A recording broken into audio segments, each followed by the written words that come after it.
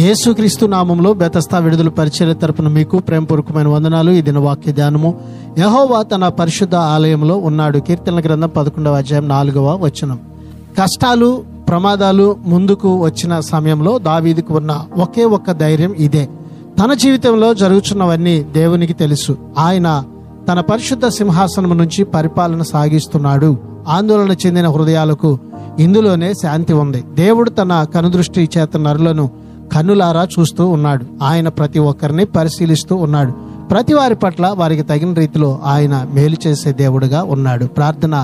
మమ్మల్ని మిక్కిలిగా ప్రేమించిన మా ప్రియ పరలోకపు తండ్రి యేసయ్య, నీ మహాకృపను బట్టి ప్రేమించి మరొక నూతన దినాన్ని మాకు ఇచ్చినందుకు నీకు వందనాలు స్తోత్రాలు చెల్లిస్తూ, నీ కన్ను దృష్టి మా మీద ఉంచినందుకు నీకు వందనాలు స్తోత్రాలు చెల్లిస్తూ, మేము ఎల్లప్పుడూ కూడా ప్రభువా నీ యొక్క దృష్టిలో ఆశీర్వాదకరంగా ఆనందకరంగా జీవించేటువంటి ధన్యతను మా అందరికీ దయచేయమని యేసు పరిశుద్ధ నామంలో ప్రార్థించి అడిగి వేడుకుంటున్నాము తండ్రి.